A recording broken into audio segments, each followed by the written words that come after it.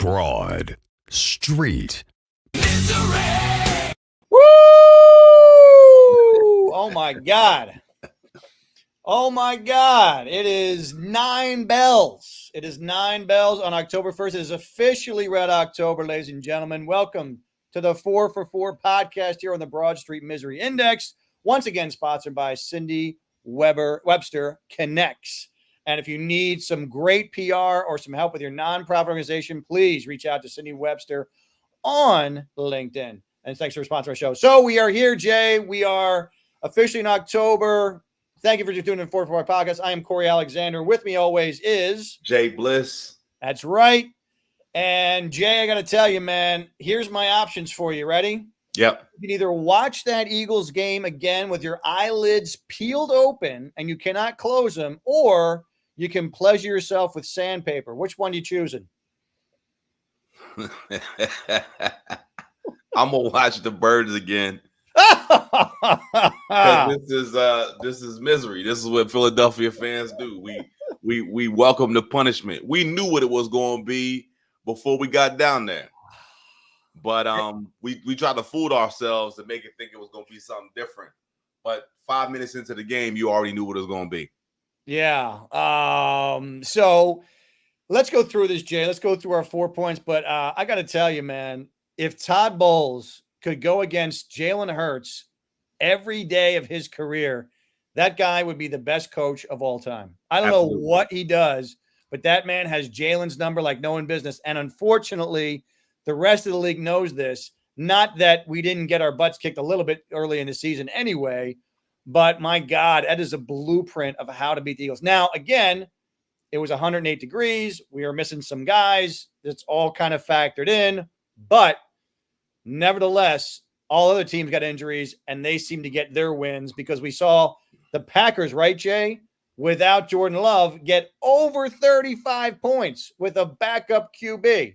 So it can happen, and here we go. So let's jump to our 4 points. Let's jump about the game a little bit. I'm going to do a little game stuff with the 4 points, but let's jump to our first one, Mr. Producer. I don't know if he can get it up for us. There we go. All right. I think the first one, without a doubt, Jay, let's get to the defense, which, again, is a big worry. Here's my thought, Jay, on this entire defense as it goes. The hesitancy of getting Jalen Carter, which is the reason he dropped, was because the rumors were not rumors. They were fact, where Jalen was known that there were times where this guy was like, I'm going to wreck this shit up. And he did. And there's other times where he's like, I'm not really feeling it today. I'm just going to go through the motions. And that was not only practice, but also some games. So we are seeing now the Jalen Carter that really was as advertised, because he wrecks the game against the Saints. And then I'm not even sure I heard the guy's name at all during the Bucs game. And if there was, it was him getting mowed over. So what is your most concerning aspect of this defense right now? Tackling. Well, here's the crazy thing. It's amazing how you can stop a team that's putting up 40 points a game to it's only scoring 12.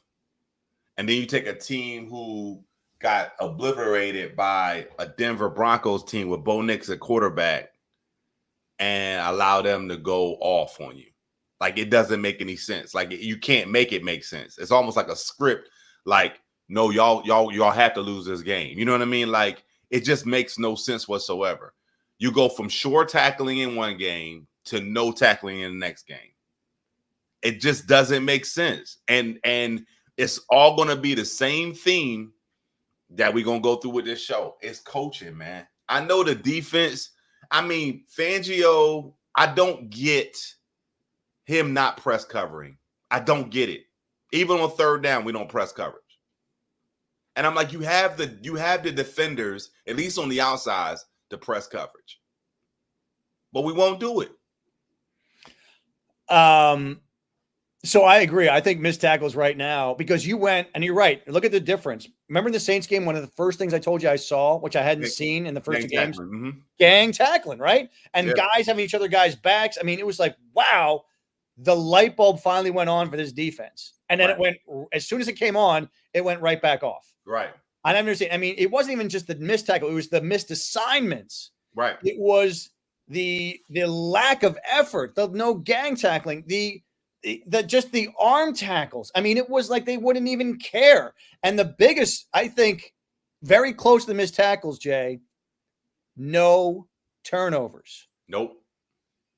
I mean, this is a team that can't even cause a fumble. Are you kidding me? And in 4 games, you have not even caused a fumble, let alone a recovery of a fumble.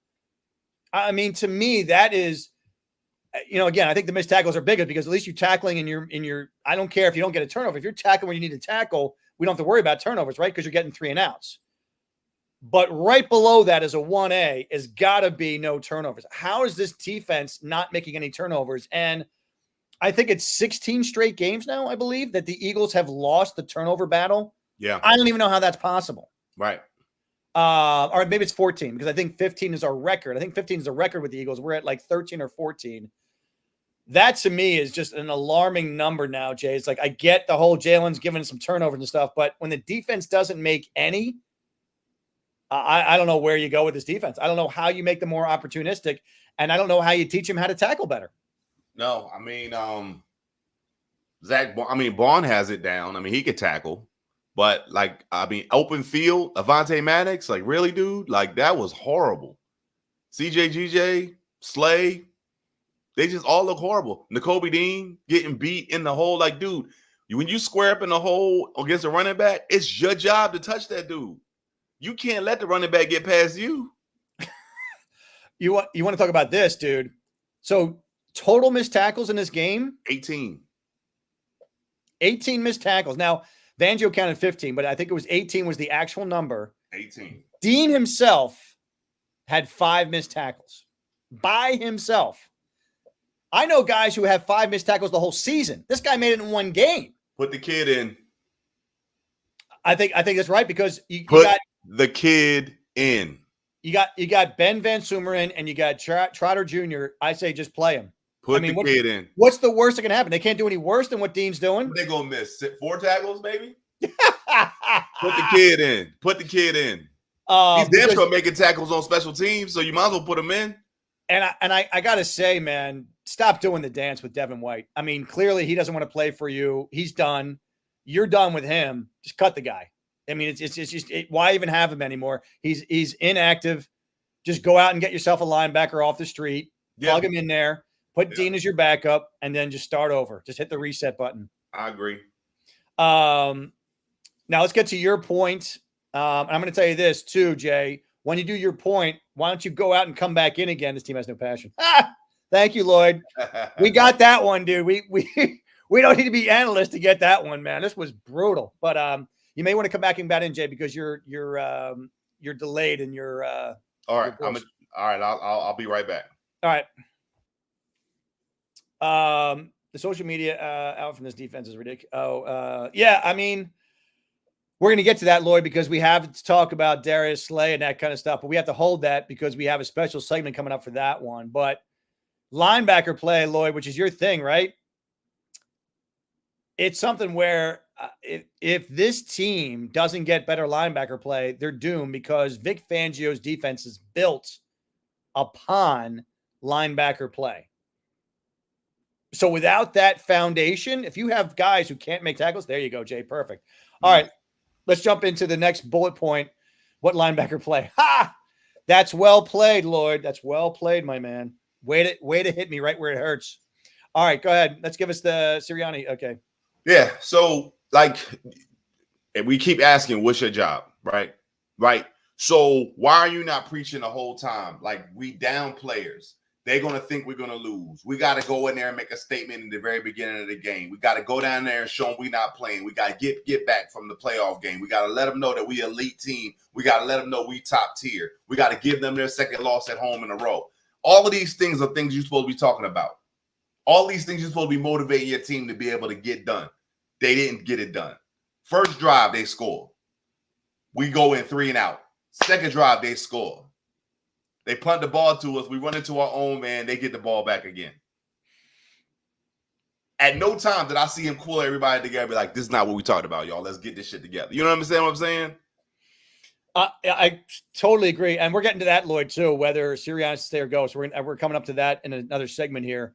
I think this is actually one of the most important points of our 4 points that you're touching on with Sirianni, because if your job is to get this team ready, you're the CEO, just as we talked about last week with Office Space, what would you say you do here? Because if your job is CEO to get this team prepped, to get IVs 3 days ahead, not the day before, 3 days ahead of time with IVs and getting this team prepped for hot weather, they came out flat, uninterested, unmotivated. They looked like they could give two shits about the whole game. Right. And this is your job. Your job, that's all you have to do. Right. And you're not doing that job. That's a great point, because that right now is the most serious concern, that this team does not compare, doesn't even look like they're ready to play, nor are they interested. Right. Or you might want to be somebody else's body double. Sirianni. I know. I got to stop looking like they got to get another guy who's as handsome as I am to be the head coach of the Eagles, because I'm going to get my ass kicked for looking like, dude, Sirianni sucks. I'm like, it's not me. That's funny. Thank you, Lisa, and welcome. And you're right. Bring in Mr. Hoodie. You know, Lloyd, all right, should we jump to that right now? Because so here's what I heard, Jay and Lloyd. So I read this offseason that Howie did talk to is here on Trump. I guess we can jump into my point. Howie did talk to Belichick. Now, here's the thing, Jay. They never talked about the job. They talked around the job. They just asked how's things going, because Howie says, I always like talking to Belichick. I love his insights. So so what I heard and what I read was he just kind of talked to him about what's going on with life. You're going to be coaching, blah, blah, blah. And that's when he was like, yeah, I think I'm just going to do the TV thing for a while until I figure this out. But they talked around it, but they never talked about it. Now, sources close to Belichick said he would work for 4 teams next year, and only 4 teams. That's it. Eagles were one of them. Unfortunately, Dallas was one of them too, but Eagles were one of them. And he said, I want to go on a team that I feel has the pieces in place that it's not going to take long. Now, here's the thing, Jay. This is the most important part of this whole thing of those 4 teams. Guess who's the person he was going to draft at the end of the second round with the Patriots pick before the Eagles got him? Jalen Hurts. That is correct. Yeah. And he admitted as such that he was in love with Jalen Hurts and really wanted to bring him to New England. Yeah. So I don't know. Here you're talking about what sports. What sports? The Eagles. Yes, Eddie. If that is you. He won't go to Dallas. Jones will go. Yeah, that's the thing. Howie's not giving up power either. So I think Belichick realizes. I don't know if you knew this, Lloyd, but here's another interesting stat that I think, Jay, I talked to you about. In the last 10 years, from 2023, from 2013 to 2000, I'm a Cowboys fan. Oh, it's too bad. Well, people who didn't graduate high school are normally Cowboys fans. Listen, man, anyway, hey, I'm not going to hold that against you. I know that's a character flaw and there's nothing you could do about it. But I just want to know what family member did it to you. Tell me who touched you. Exactly. Let me show me on a doll where they touched you. That's all I want to know. Yeah, I mean, dude, Eddie, he was actually wanted by a lot of people. That's, I think, how he got him. But here's the thing, Jay. From 2013 to 2023, ready for this? In the draft, and who really controlled it was Belichick. He had a total of, how many people he had as all-pros in those 10 years of his draft picks? Total all-pros in 10 years. 12. 2. So he wasn't that good either. Exactly. And you know who the all-pros were? They were a punt returner and they were a kicker. So he only had special team all-pros. He didn't have even any defensive all-pros from his thing. So I think he's okay at this point. Like, I want some influence, but Howie can have the final decision. Right. So I'm good with that. Anyway, so for me right now, Jay, I don't think he's in immediate trouble, but these next 4 games are it, dude. These next 4 games are it. And my thing would be this. They've got Browns. Look at the Commanders. I know, Eddie. Right now we're getting to that too, because the Washington's a bit of a worry. I'm not totally sold on them yet, but boy, they've got some things that make you worry a little bit. They're on top. Yeah, just like my exes. All right, here's the thing, man. They got Browns, Giants, Bengals, Jags. Here's my tier. 4-0, he saves his season. 3-1, he saves his job for now. 2-2, he's on extremely thin ice. 1-3, he's gone. Like literally on the third loss, he's gone. So there's where I am for the next 4 games. And I think it's absolutely critical that if they don't go 3-1, they absolutely have to go 4-0. Right. I think he's gone if they go 2-2. Really? Yeah, because you're not even into the hard part of the schedule yet. So you think they're not even going to make out of this? You think they're going to be going 2-2 on this? If they go 2-2, he gone. Oh, he's gone at 2-2. Wow. Yeah, like you're not even in the hard part of the schedule yet. You losing. Like what's going to happen when we start playing the playoff teams? Yeah, okay. So you think he's got to do 3-1 or 4-0 easily just to keep his job, not even save the season? You got to play the Ravens. You got to play Pittsburgh. You got to play Dallas twice. Then you got to go play Washington, whoever they are. Right. Twice. You can't be losing 2 games of this next 4. I agree. That's what I'm saying. Eagles, Cowboys, Commanders. Yeah. Okay. Yep. That is the NFC East, Eddie. Thank you. And I would say this, Jay. I'm saying what division is the worst right now? Division that's the worst is the AFC West. You got KC and the rest of them, but just no. I would say a little bit right now. I mean, well, it's tough. NFC East is not the worst division. It's not the worst division because you got 2 playoff teams and 1 team that looks like it could be a playoff team. So you got 2 playoff teams from the previous season, and you got 1 team that looked like it could be a playoff team. So they're not the worst. The NFC is not the worst. I would probably say if I had to pick one, it would probably be the AFC South. That's the argument. Because you have Houston that's good, and then Indy Colts, I agree Colts, with you. Titans, Jacks, they all suck. I agree with you. Yeah. Pat, we're going to get to the Phillies, but if we're doing it real fast, we're going to jump ahead because Pat's in here, and I like Pat's. I believe it's going to be the Brewers and the Phillies.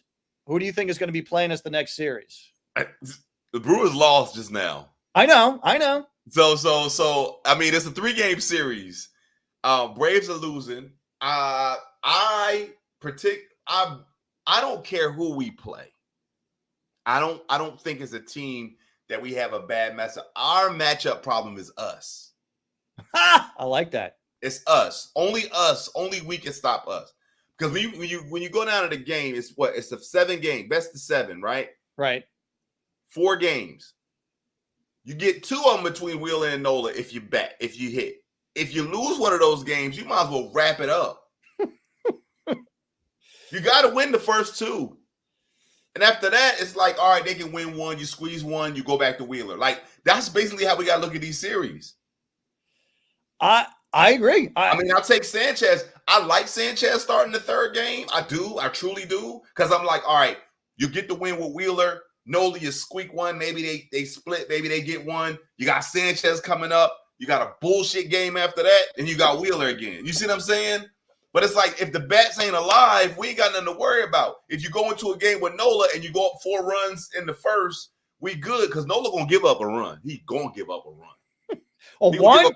Just one? He's going to give about 3 or 4. He's going to give up a run early. No, Walker give up more than 1 run. I said Nola. Oh, my God. All right, we got to calm down. We got to get to our Eagles stuff. But good stuff. Pat, stick around. We're going to talk a little bit more about that. Chiefs are automatic for absolutely sure, Eddie. But we're going to get back to the Eagles. So let's get to we need to go to Jay's second point. Second point that I had, let me make sure I get my notes. Saquon, 10 carries. That makes no sense whatsoever. 10 carries. You get this man 10 carries. No one is going into the game. You had A.J. Brown out, Devontae Smith out. They had 8 in the box. Well, they had 8 in the box when he ran that 60-yarder. Yep. He had 8 in the box then. We got the Hogs up front. Stop putting them in pass protection all the time, and then run it down their throat until they can stop it. Did you see the run he had against the Bucs? It's like, that was crazy. What? He was untouched. Why would you say, okay, look at that, and let's not run him again for like 10 more plays? Yes. So the crazy thing was I thought he was hurt because I was like, why is he not on the field? Like, why are they not bringing him back on the field? Was that run that much? Did it take that much out of him? I know it was 107 degrees, or it felt like it. I think I saw him do this. I saw him do this after he did. So I think he was like after that run, but the couple series after that, I didn't see him on the field. I know, that's what I'm saying. But after that, it's like, what are you kidding me? He's the only weapon you have. Right. And everybody keeps saying the same thing. It's like, this is reminiscent of last year where that first third down play, he was open on that wheel route. Oh my God. Open. He was by himself. Yep. It was him and the pylon. That was the only thing that was in front of him. And Jalen threw it out of bounds. Yep. And not only threw it out of bounds, he threw it like 10 feet out of bounds. It's like it wasn't even close. 100%. Yep. And to me, it's like this is reminiscent of Swift, where it's like this guy 2 games in a row ran for like 150 yards. And then the rest of the year, it's like, where is he? Where is he? And it's like that goes back to coaching. Why does he refuse to make his team a running team? Exactly.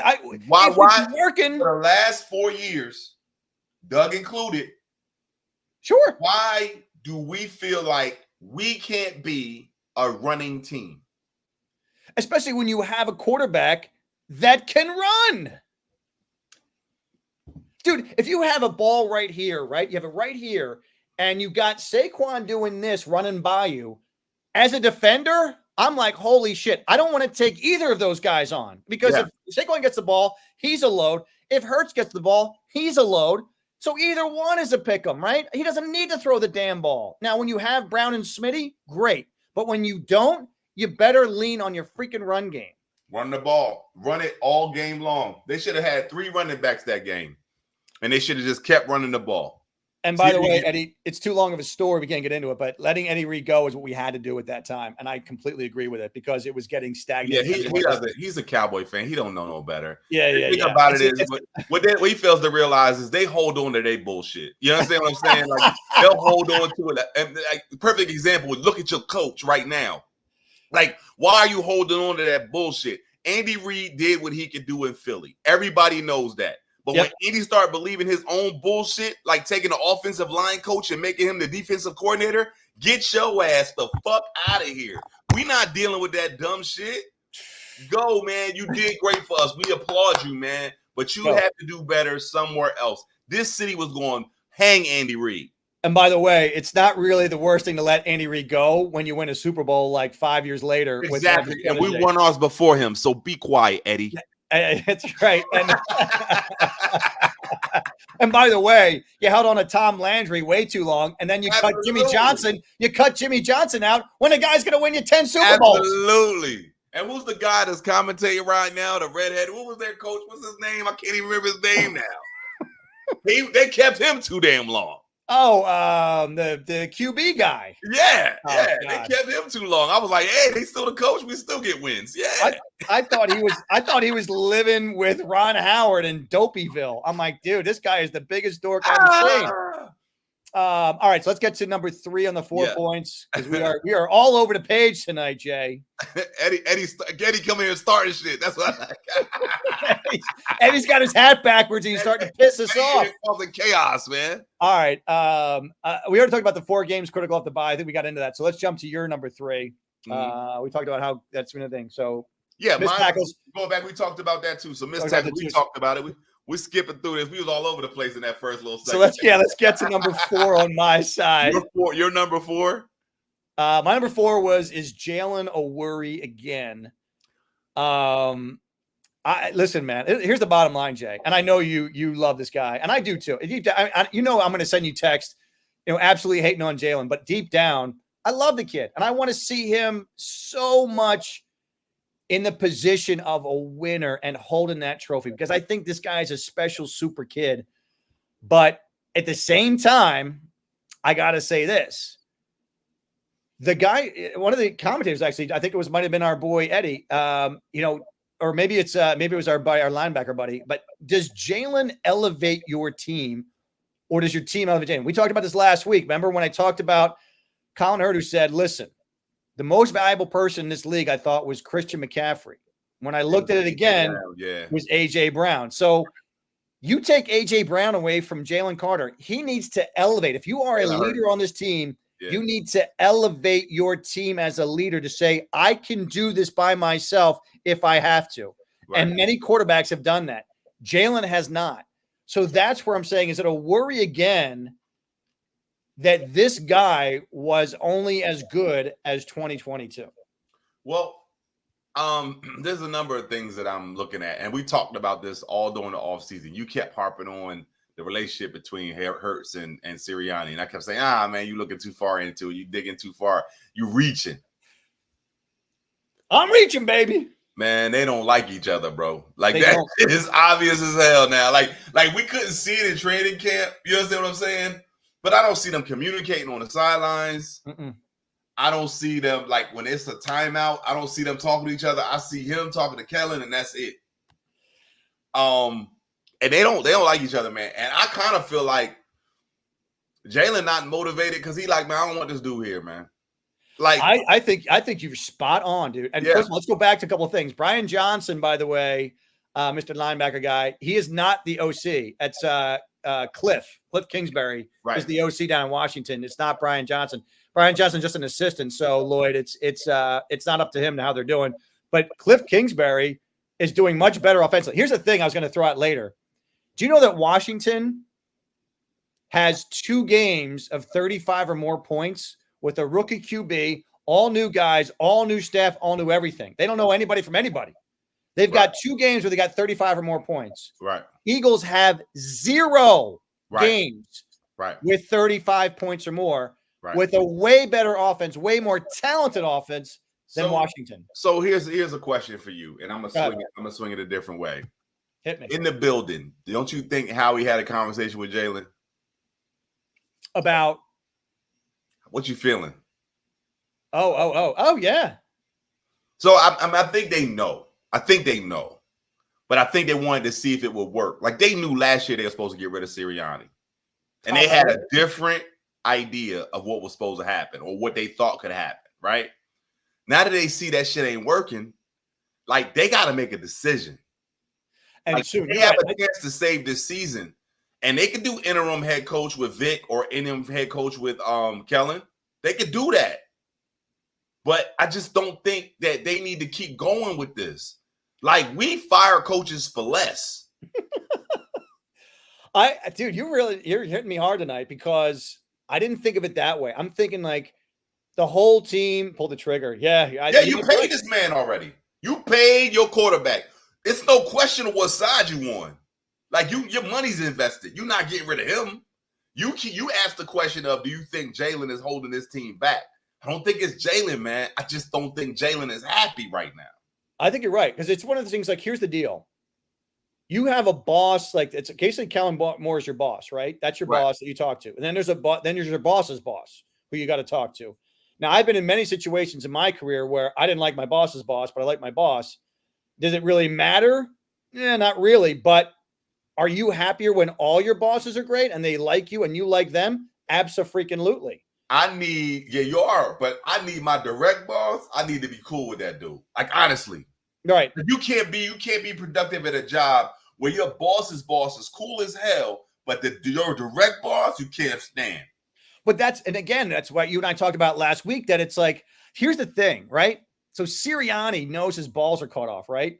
So what do you do when your balls are caught off? And you especially have it's that classic person in a business meeting who has to constantly ask questions to be noticed. Like, oh, don't forget I work here. I'm going to ask you constant questions. Yeah. And you know the questions are bullshit. Like, why are you asking these questions? They're already, it's in your notebook. Why are you asking these questions out loud? You're wasting everybody's time in this meeting. Right. I feel like that's Sirianni now. Like, I have no balls, so I have to get noticed. So I'm going to call 4th and 3. I'm going to call that we go for that. I'm going to overrule Kellen, and I'm saying I'm going to go for that. So I'm noticed that I still have some power.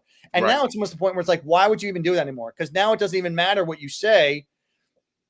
And I think you're right. I think Jalen's going over like, dude, I just want to kick the field goal. I don't feel confident with this thing right now. And he's overruled. And Sirianni's like, no, you got to go for it. And now I think, now he's adding on to Jalen's misery even more. Like, dude, don't tell me what to do, because I'm telling you, I'm not seeing what I'm seeing, right? That we should do this. We need to just get the points on the board. Right. And I told you at the end of the training camp, based on all the stuff on ESPN. ESPN, by the way, if you haven't read it, read the article on Jalen Hurts and Sirianni. It's intoxicating. But the end of the thing, the bottom line, if you want to summarize it on one thing, is like, listen, they're not going to hang out at each other's house anymore. They're not doing Christmas together. That's done, right? Right. But they're also now at least friendly. They're at least, they talk to each other. They're just friendly-ish, but they're now in a business relationship, which is fine. And I think you're right. I think after the first couple of games, Jalen's like, I'm right back to hating this guy. I don't like him. I don't want him here. So to answer your question, by the way, do you think, I'm going to throw it kind of at you, do you think they've already talked and they've settled on something, or do you think they're going to talk in the bye week and have another discussion or their first discussion about whether he really wants Sirianni here? Because I think they're keeping Hurts. I don't think they need to keep Sirianni. Yeah, I think that is part of the discussion. I mean, when they asked him what he's going to do in the bye week, he said, I don't know. You know what I mean? It's like, that's like that whole thing. It's like Sirianni's not calling plays, Melvin. Yeah, it's all Kellen. Plays. He's controlling the situation of football. So he'll make the decision on whether they go for it on fourth down or whether they don't go for it, or if they can take the field goal, or, he doesn't call any plays. He doesn't. Right. I think this week, I think you're right, dude. I think Jalen is sitting down with Howie and Lori and being like, dude, here's the deal. I don't like him. I can't work with him. And I don't want to go. I want to stay here and win with you guys, but he's got to go. Right. And I would say at $250 million, he's got the clout to say he's got to go.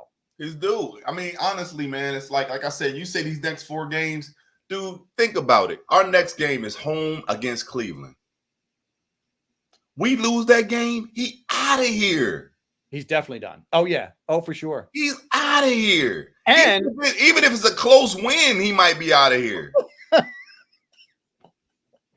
Eagles win 30-10, and Sirianni gets fired. Can you imagine he's going to hear stuff he ain't never heard in that stadium? He can literally walk out on the field and somebody will be like, F you, Sirianni. Like, you trash. You know what I mean? Narrative about Sirianni. So, Well, Brad, this is what it is, man. We have to talk about what the problems with the Eagles, and there are plenty, right? So we have no reason to lose. Exactly. And I'm worried. I'm with you. I'm worried that Cleveland could be a close game because of their good defense. We had no reason to lose to Atlanta. We had no reason to lose to Tampa. We're supposed to be 4-0 right now. Well, we had reason to lose to Tampa, but we didn't have any reason to lose by that much. We ain't had no reason to lose no damn Tampa, man. I'm just telling you right now, if the defense that showed up, the same defense that showed up against New Orleans, it's no way Tampa wins that game. I don't know. All right. I'm trying to tell you. I was watching the game. I was watching the game with a Tampa fan. When Saquon had that run, he got quiet as hell. And then we blocked the extra point. I said, yeah, so y'all really only got 4 points. He's like, damn, I didn't even think of it that way. I was like, yo, he was like, that's great. It was his whole world was shook. Because he knew, he's like, yo, my team will get us up. I said, I know. Yeah, I know. Yeah, we started this show off, Lloyd, with if Todd Bowles played Jalen Hurts every game, the guy would be a Super Bowl winner every year. Right. And here's the thing, Melvin. It's one of those things now where you're wondering if Sirianni can even be in the building. If Kellen and Jalen have a really good relationship, is Sirianni poisoning it like he poisoned Brian Johnson last year? Right. And maybe that's where Hurts is trying to get ahead of this, being like, I don't want him in the room. I don't want him poisoning this thing. We can get better. But I feel like he's hanging over me like a cloud. I don't want him any part of this whole thing. Yeah. Yeah. Let's go to the last point, the last 4 points for Jay. What was you remember your fourth? Yeah, my fourth was really around the turnovers and the urgency. So with Jalen, the one thing that I recognize is a little bit different from 2022 and last year a little bit is the pocket presence, number one, right? Turnovers seem to happen haphazardly. It's not a situation that you forcing the ball, but it's like a situation of like the fumble one. Like, where's your I have not seen this dude take a full out sprint anywhere. This dude has the laziest go. You can't be that damn cool. I'm sorry. It's no way you that cool. It reminds me of when you watch the younger guys play basketball. Like they too cool to play defense, or they too cool to hustle after the ball. Right. It's kind of like dude, like there's other quarterbacks in the league that's like more herky jerky and let me get out of this. But his stuff is like, and I'm like, dude, can you run? Like, you know what I'm saying? Like, and everything is in slow motion. Even McNabb had it get up. You know what I'm saying? Like his feet was bouncing. You know what I mean? But well, here's the thing. This always goes back to my pocket presence. Yeah. How do you not have you're like this, right? He's looking like this, and this guy's coming this way. Peripheral vision, you got to at least see that this guy is coming after you. Yeah, and Lloyd said he looked like he's jogging. So if you've ever been to a game, he jogs out on the field, and it's a very slow jog. It's never, he doesn't sprint anywhere. I mean, anywhere. Even when Jalen, like, you know what? There's a fire in the building. All right, man, let's go. Let's get out of here, man. You know, it's gonna be what it's gonna be. Look, we got to break out the window. We'll climb out the window. You know what he does? You know how he runs? He runs like a Baywatch lifeguard. That's how he runs. No, he runs like we all run in our dreams. He runs like a Baywatch lifeguard. He runs like all of us run in our dreams when we trying to get away from somebody. Jalen, somebody's drowning. I'll get there. Don't worry about it. He ain't going nowhere. No, I don't know, man. It's I want to know. I want to say, like I said, you keep watching. You're never gonna watch it the same now. But there's going to be a time where it's like it's there and he doesn't take it. He just kind of meanders over. You know what I mean? But I don't know. He does have a little bit of a Keith Byers in him. Like once he gets going, oh my God, it's beautiful. But getting going, it's like a crank motor from a Model T Ford. It's like, all right, we'll get there, right. and it like think about the pocket movements of Wentz versus the pocket movements of Hurts. It's night and day. It's night and day. Yeah, when Carson was like, I'm gone. Like he was gone. He even moved around like around the pocket faster. You know what I mean? That you just look at the highlights, you'll see the differences. Yeah, I guess he got a little cement shoes. All right, so we've got our 4 points. Not even we should do that. Let's do the game balls real quickly because I don't think we even need game balls. But give me your offense and defense game balls. Yeah, so my offensive game ball goes to Saquon Barkley. Okay, that's not even a question on that one. And then my defensive one goes to Quinyon Mitchell because, believe it or not, he didn't allow a score. CJGJ did. Oh, he did. CJGJ did. Now, Mike Evans had another touchdown he should have got, but the young boy was like, "Nah, man, like get that out of here, like you're not coming down with that." You know what I mean? And he was beat. He was beat, and I was he used his skill and his know-how to understand that this guy is going to catch this ball, but all I gotta do is watch his hands and watch his eyes, and I'm knocking it out.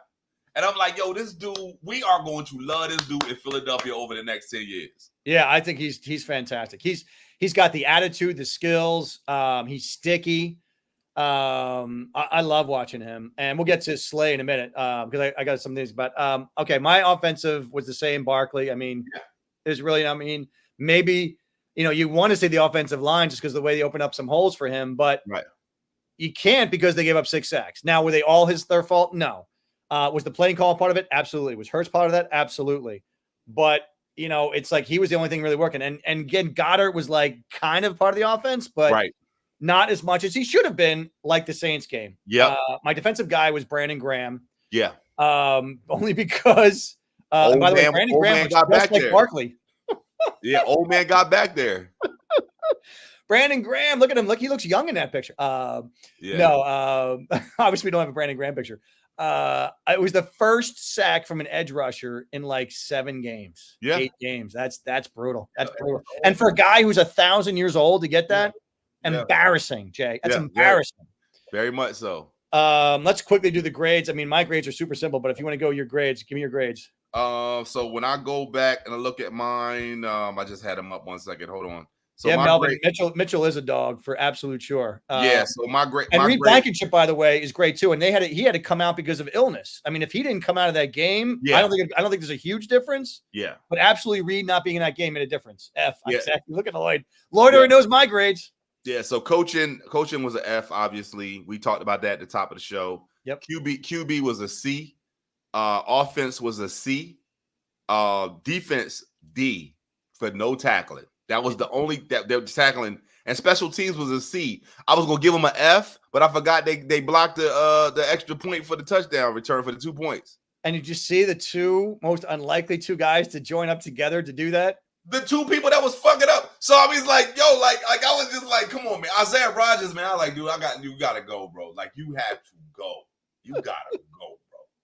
But Isaiah Rodgers blocked it over to Keely. I'm like, yeah, you need to get 2 points back. It cost us 6.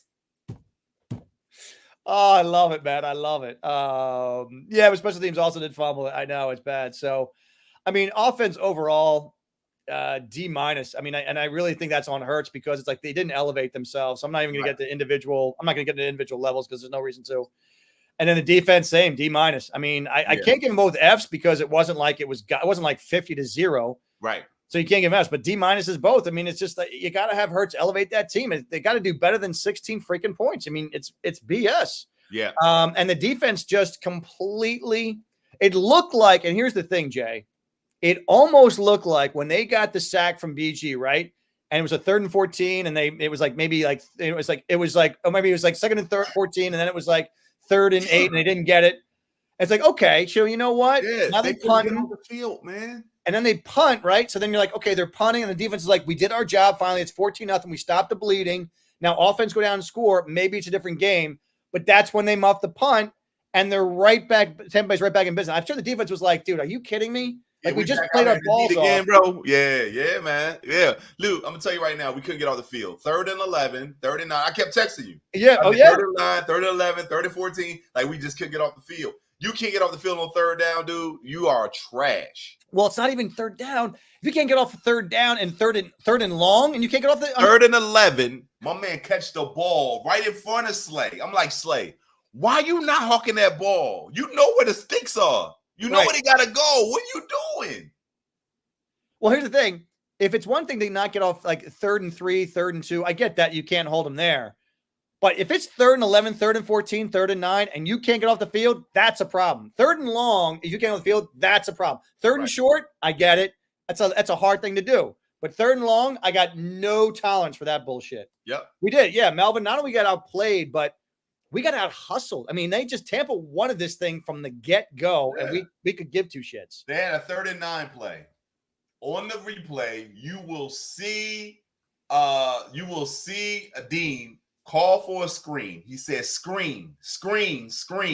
They still got the 1st down. Hey, Melvin, man, I want to get you a T-shirt, Melvin. So I'm going to give you the trivia question, but it's up for everybody. It's up for everybody. Melvin, man, you got some good points in here. So the Eagles have gone. You ready for this, Melvin? Because I know you know your Eagles, right? The Eagles have gone 6 straight games without scoring a first quarter point. That's ridiculous. Oh, yeah. I know. 255-0, Melvin. That was god-awful. Who scored their last first quarter touchdown, which was 7 games ago? All right, Melvin. Now, here's a hint, Melvin. I'm going to give you a hint. This person is no longer on the team, but most likely a future Hall of Famer.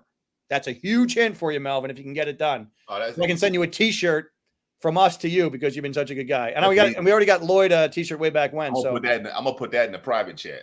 Put that in the private chat if you think you know who that is. Now I gave you a huge hint, Jay. No, I already know who that is. Oh, you knew before I even said it? Okay. Yeah. Right. Okay. All right. Now let's get to the drama queens. We got to get our 2 drama queens, and then we got to get off and we got to the Phillies, man, because we got to get to our kids to the Phillies here. All right. Who's your drama queen, buddy? Oh, my drama queen is Darius Slay. Yeah. Darius Slay all day, man. You and I know he don't like people call him Darius, but I'm calling him Darius until he make a play. If you're not big play Slay right now, you Darius. So the thing about it is, you out here causing problems. You always talking about what I do, what I do. Your team lost, dog. What are you talking about your accomplishment for? You ain't doing nothing. You're not helping us win. And then you throw your teammate under the bus. Now your teammate playing ass. Everybody knows that. Right. But you go on a podcast with Micah Parsons of all people and laugh at CJ Now, if you get back to the facility and CJ punch you in your eye, and this whole team chemistry go down the tubes, it's your fault. Absolutely. And here's the thing. And he got every right to Steve Smith your ass when he see you in that facility. He just straight bust you in your eye. Melvin, I'll give you one more chance. Okay, it's not DeAndre Swift. Remember, it was 7 games ago. So obviously, yes, it was last season. But remember, Hall of Famer is the kicker. He's no longer with the team and most likely a future Hall of Famer. So he's already been great for a long time. Now, Swift hasn't been great for long. He's been good for a year or two, but he hasn't been great for a long time. So come on, Melvin. I know you can do this, man. Yeah. I want to get you the T-shirt. All right. Yeah. I agree. Like that was just absolutely ridiculous. Absolutely freaking ridiculous. And you're right. I mean, the biggest thing in this team right now is for them collapsing and not playing for each other. And if that happens, absolutely, I say everybody should punch Slay in the face. And here's the worst part. You're a team captain, you moron. Team captain. Like that's what Sirianni's supposed to be doing. That's the message he's supposed to bring. That's the culture he's supposed to develop. That's where he's supposed to have everybody else's back. But you're not talking to teams after the games you lose. So yeah, they gonna go out there and start talking trash. All right, we've done enough about Slay. All right, give me your top 5 going from 5 to 1. Your most recent one. Hit me up. All right, so my 5 to 1 is Washington at number 5. Wow. They gonna be there until you prove me wrong. All right. Pittsburgh, Houston, Minnesota, Kansas City. Okay, it's a pretty good top 5.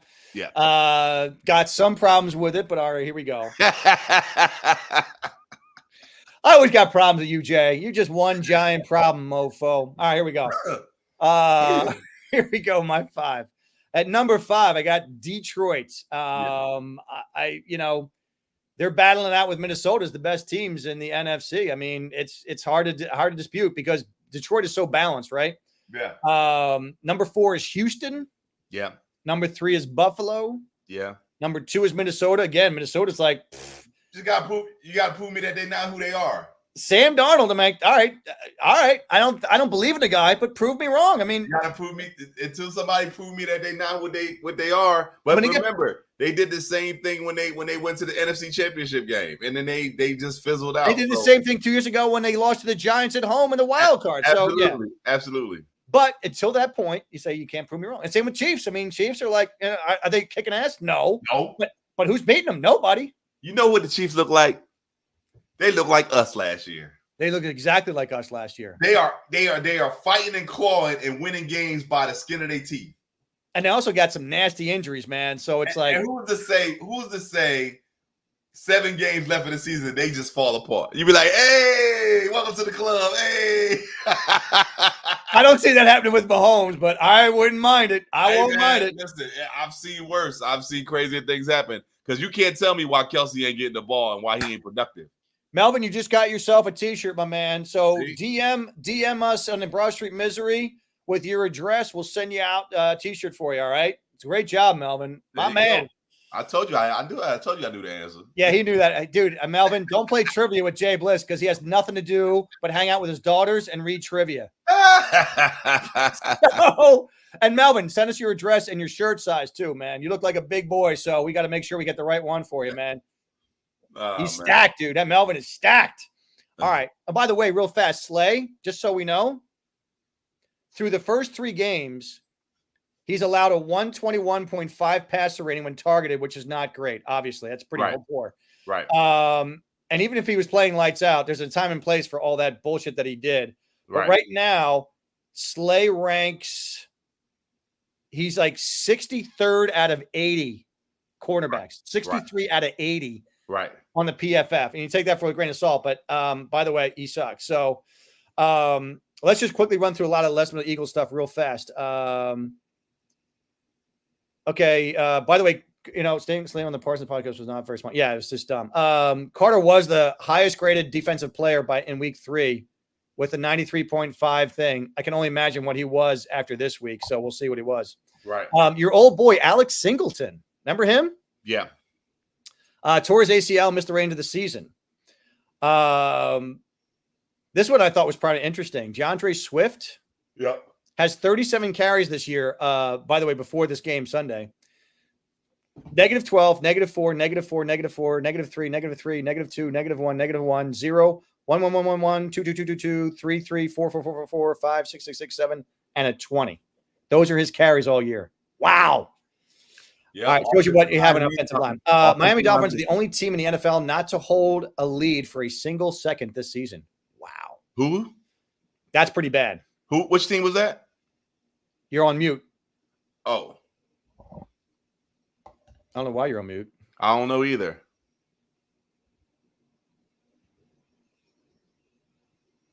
Can you hear me now? All right, you'll be right back. All right, so I'm going to go through other stuff with you guys. Miami Dolphins, by the way, had the best. You're not on mute? Yeah, they hear me. I hear you. Oh, how come I can't hear you? I don't know. You You hear probably Jay. got me on mute. You probably muted me. Okay, so Jay and I are going to have to just like kind of do the old. I don't know, man. I'm from Mississippi. Yeah, it's fine, Melvin. We'll send it out to you, Mississippi. We've got no problem with that. Becton, by the way, tore a ligament in his ring finger, but should be fine with his cast, which you saw he was fine the other day. Bryce Huff, by the way, somebody watched every snap versus the Saints, and he is really struggling as a pass rusher.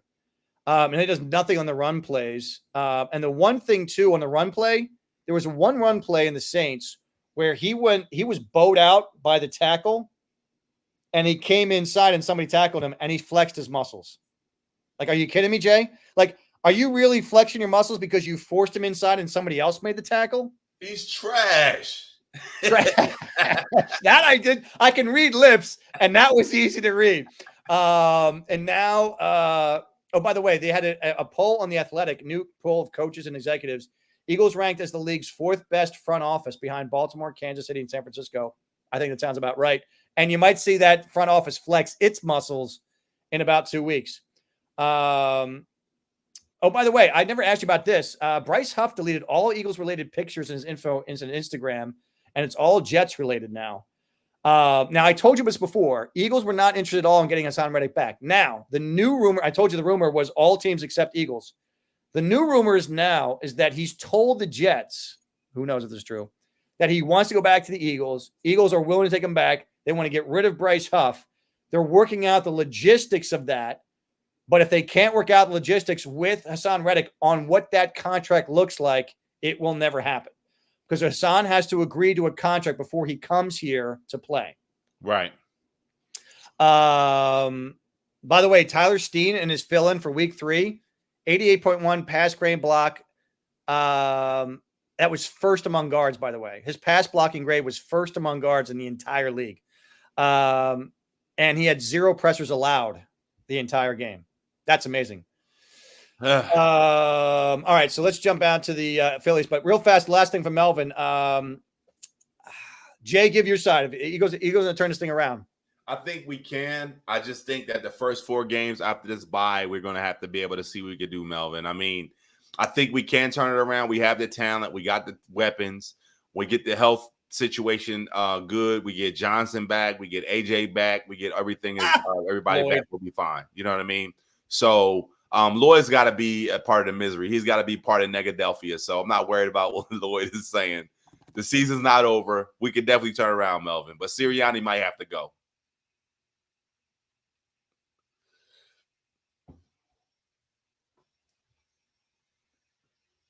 Now I can't hear you. It's your earphones, man. It's your earbuds, dog. I can't hear you at all. I don't know what you did with your audio, man. I have no idea what you did with your audio. Let me see. I got you now. I can hear you now. I think we can turn the season around, but it may take a firing from Sirianni. I think you're right. I think you've hit the nail on the head, Jay. I think it all comes down to, I think it's completely broken between Sirianni and Hurts, and one of them's got to go, and it ain't going to be Hurts. Right. If it is Sirianni stays. Yep, exactly. All right, let's jump to the Phillies because we got to get through Phillies a little bit. Thanks, Melvin. All right. So the Phillies, they wrapped up the second best winning percentage of all time at home, by the way, 54-26. And that's second to what year, Jay? 2000, 2008. Come on. Nope. 1977 when they had 60 wins at the Vet, baby. At the Vet. That's what I'm talking about. Pee in the sinks, pee over the railing, Vet times. That's how it goes. Rats on the floor. No doubt. So we definitely needed to win a home field series, but the only people we have not home field is against LA. So if LA gets bounced, then we got home field the rest of the thing. Should we continue on? Kyle Schwarber is the third Phillies player since 1920, by the way, since RBIs became official, with 100 runs, 100 RBIs, and 100 walks in back-to-back seasons. Here's another trivia question for the night for everybody out there to win a T-shirt. Ready? So he had 100 runs, 100 RBIs, 100 walks in back-to-back seasons. Not one season, but back-to-back seasons. He's the third Philly to do that. Can you name the other two?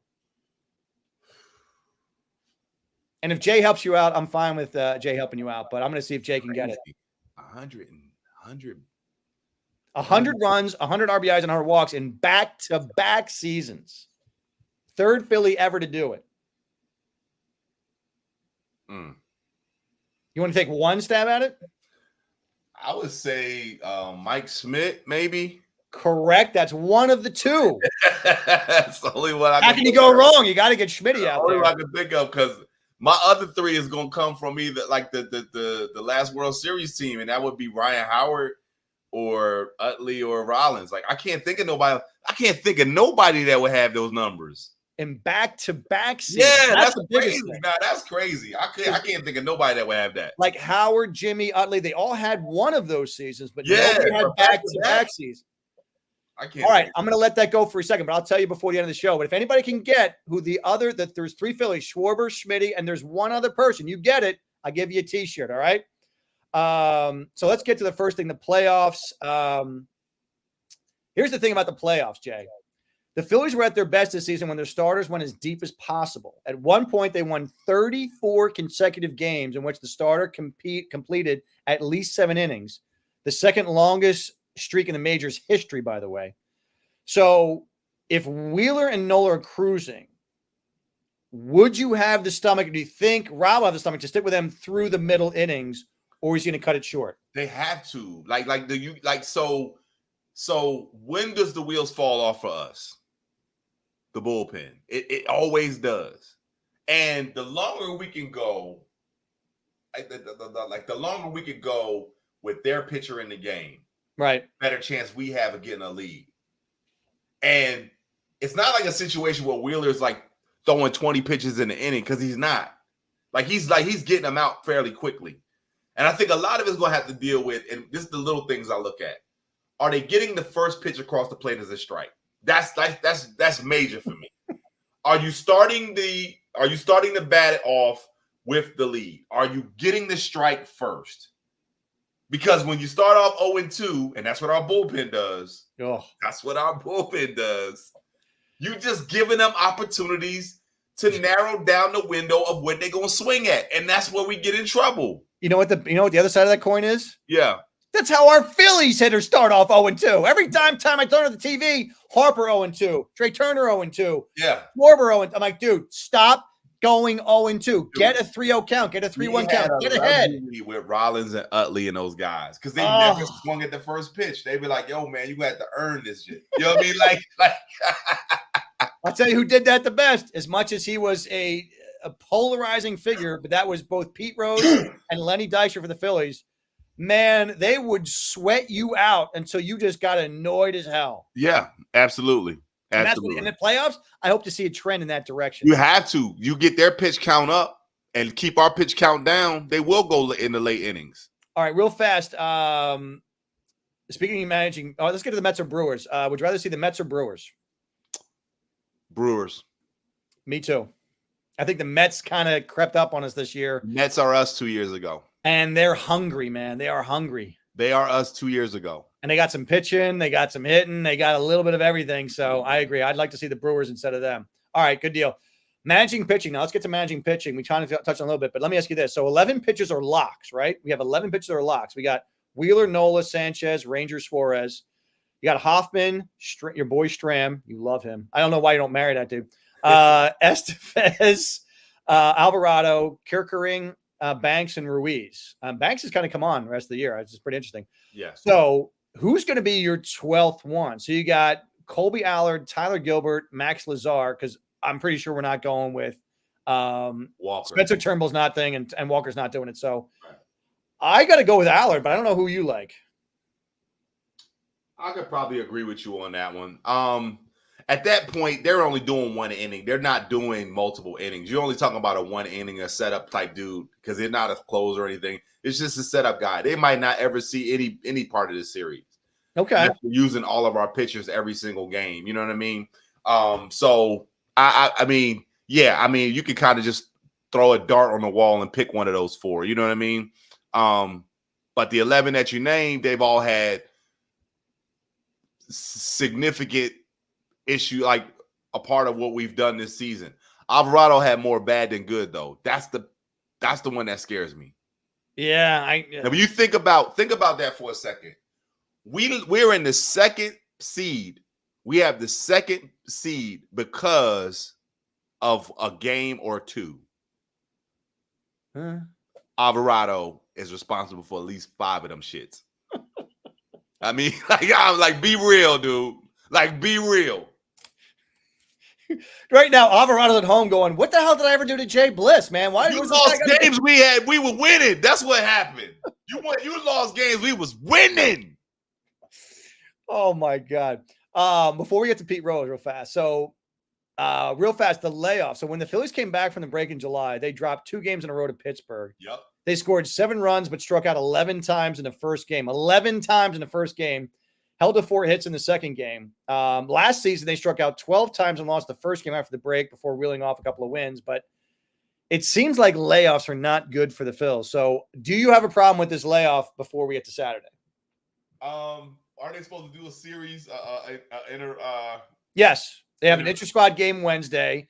They have full batting practice, and then there's a walk-through Friday, and then they're playing Saturday. So it's on Wednesdays, the inter-squad. You know, I don't have a problem with it if we win the game, dog. Like. But that's the thing. Are they going to win? I don't know, man. That layoff is a little. I know. I feel nervous just because of how we ended the season and just how we look over the last 10 games. Like, I really feel like this 7-game series might go 7 in the first series, just how we've been playing. Right. But I also feel like, dude, like, utilize your home field advantage. Don't lose at home. You don't lose at home, we don't got nothing to worry about. I think the first 2 games are going to tell us everything about just this. Protect the home field. That's all I'm saying. You protect the home field, we got nothing to worry about. I think if they bye, Lisa. Be out there in the streets. I got to watch out my Sirianni look, man. Shit. Yeah. I got to say this, man. If they don't win both games, yeah. If they do anything other than that, I think they might lose the series. It's got to be they got to win the first 2 games. Yeah, they got to tell me they're focused, they're playing well, they got each other's backs, and I'm happy. But if they don't win either one of those games, I think it's going to be all gone. Well, you can't waste your aces. Exactly, and that's all you got because you only got 2. Yeah, well, that's the thing. It's like playing poker. You look down, you got pocket aces, and your aces get cracked. You be like, yeah, this ain't gonna be a good night. That's where you start bluffing early because you don't want, a 2 and a 3, and the guy's holding a 2 and a 3, and for some reason he stays in, and all of a sudden he's got 2 pair, and all you got is 1. Yeah. You got to make sure that you keep those aces, and you got to bluff early so they don't have a chance to overdo you, right? Yep. All right, so real fast with Pete Rose passing on. Give me your thoughts on Pete Rose. I mean, Charlie Hustle, man, like the dude screwed his own legacy up. But you can't take away his stats. You can't take away his importance of the game. I think he was baseball royalty, and he just put a black mark on himself just out of stupidity and greed. You know what I mean? But he's always going to be tied to Philadelphia. He's always going to be tied to the Phillies. And growing up, that was like one of those names you just knew, like along with Dr. J, Moses Malone, Pete Rose, Mike Schmidt. And those are just part of Philadelphia lore. You know what I mean? I hate that it happened that way, and I hate he was like, scarred with this controversy throughout his latter part of his years, but he has nobody to blame but himself for it. You know what I mean? It was a dumb mistake, and he cost himself a lot of money and a lot of notoriety and years in baseball. Here's the thing, man. I always liked him on the field. He was kind of like Lenny Dykstra to me. On the field, you can't take anything away from him. Off the field, an absolute train wreck. And you said the exact right thing. The only thing that stopped Pete Rose was Pete Rose. His ego was out of control. And here's the thing. I don't know if you know all the bad things like off the field. So number one, in the 70s, apparently, allegedly, we still haven't never confirmed it. I don't think it's ever been confirmed, but it's pretty much locked in as confirmed, is that he slept with a gal who was only 14 years old while he was married with kids. The girl was 14 years old. He corked his bat. Did you know that? There was actually evidence that he corked his bat. He was convicted of tax evasion. He was convicted on gambling on baseball. That was, even when as a player, he gambled on baseball. Yeah. I mean, that's a lot of bad shit, dude. There's a lot of shit that's really like not good. And then this is what I don't understand. Talking about getting in your own way. He was given a chance, like in 2002. Yeah. Bud Selig said, here's the deal. I will let you back in baseball, go to Hall of Fame. Yeah. If you agree to all these conditions, which is number one, saying that you bet on baseball. Number two, and there's like a lot of these conditions. You agree to all this stuff, you're back in baseball in the Hall of Fame. Right? Easy as pie. You're not even, and you're eliminated from prosecution, right? Right. He turns it down. And then, Jay, this is what's insane. He turns that down. 2 years later in his book, he goes, yeah, I bet on baseball. Yeah. Dude, 2 years later, like, dude, you just, why? Yeah. You just 2 years earlier. What's the difference in years? It's 2 years difference. Yeah. Dumb butt. Yeah. And then he came to the Phillies. I think it was like 4 years ago. Do you remember he was like, he's talking with Tom McCarthy? Yeah, he's on a live broadcast and he says the most dumbest thing on the live microphone. He said the most bigoted, racist, rant things. And they're like, all right, thanks, Pete. Well, I stopped by again. They had to cut him off, dude. This is where it's like, what is wrong with you? There's definitely this guy's IQ is not above 100. He knew how to play baseball, but that was it. That was it. Yeah. So that's why I just think there's just such a bad legacy with him, and it's all his. And you said it right; it's all his fault. Right. But thanks for the World Series. Won't miss you. Yep. All right, let's jump to the Sixers real fast. Couple quick things. First, with camp, lot of good buzz on camp, man. People are excited to be there. There's no drama with James Harden. Sound like the Eagles when they started, right? I know. But there's no Sirianni at this camp, so it can't be that bad. Right. And it sounds like everybody really likes Nick Nurse, man. I think this guy's got it control. He's got everybody's ear. I got to say, I'm a little excited. We'll see what happens. Like, we know who our competition is. It's the Knicks and the Celtics. Like, that's the only teams we really got to worry about in the East, in my opinion. Okay. So, and it's all in the same division, so. Embiid lost 30 pounds. What do you think? And he wants to lose another 10 more. If he can stay healthy, man, I think it might be helping his knees. You know what I mean? Like, maybe he'll be a little more elusive. Maybe he can be a little bit more nimble. Maybe he can be a little bit more active. You know what I mean? I just don't want to see him hurt. You know what? He's not gonna do a Euro step and then crack 3 things in his knee. I don't know, man. That's always every time you see him on the ground, you're like, oh God, please don't let that be a big one. You know what I mean? Oh God. Paul George, man. He's just super excited about coming here.